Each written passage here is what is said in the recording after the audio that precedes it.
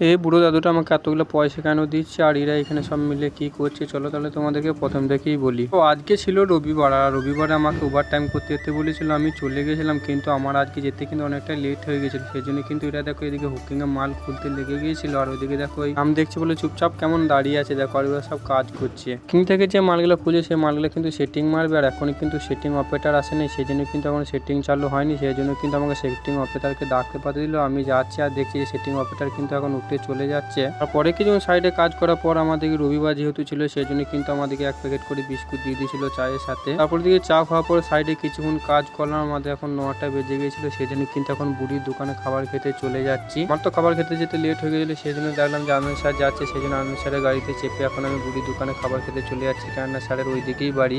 তারপর বুড়ির দোকানে এসে বুড়িকে যা যা খাবো বলে দিয়েছি। তারপর খাওয়া দাওয়া হয়ে যাওয়ার পর বুড়োকে আমি 200 টাকা দিয়েছিলাম, আর আমাকে এখন বুড়ো কিন্তু 160 টাকা ঘুরে দিল। তারপরে কিন্তু খাওয়া দাওয়া শেষ করার পর পয়সাটা দেওয়ার পর আমি রুমে চলে এলাম। আর রুমে এসে দেখি যে এখানে সব চুল দাড়ি আছে। তারপর তো কিছুক্ষণ রুমে এসেছিলাম, পর কোম্পানি কাজে চলে এসেছিলাম। এসেই কিন্তু এই 4 নম্বর জল ড্রামটা আউট ছিল, সেই জন্য এদিকে দেখো এখন আউট করতে লেগে গেছে। আর এই মালটা এখন পাইলিং করে হুকিং করতে হবে। তো কিছুক্ষণ পাইলিং করার পর ওইদিকে দুজনকে পাইলিং করতে দিল, আর এদিকে সেটিং মারতে লেগে গেলো, সেই জন্য কিন্তু আমাকে এদিকে হুকিং করতে লেগে গেল। ওইদিকে দেখো এখন মাধব ওই নিচেতে হুকিং করছে, আর আমি উপরে কিন্তু হুকিং করছি। যাই হোক, সেটিং আর হুকিং কাজটা কিন্তু শেষ হয়ে গেল। আর আজকে কিন্তু খাবার খাওয়ার পর আমাদেরকে আর ডিউটি আসতে হবে না, আজকে কিন্তু দুপুরের মধ্যেই কাজটা সব শেষ হয়ে গিয়েছে। আমাদের দুজনকেই বেশি খাবার খাওয়ার পর যেতে বলে, কিন্তু আজকে যেতে বলেনি। আর এখন দেখো কটা বাজছে, প্রায় 1:39 বেজে গিয়েছে, আর এখন কিন্তু আমরা রুম চললাম। তো চলো আজকে যখন কাজ নেই, খাওয়া দাওয়া করার পর ঘুমানো যাক।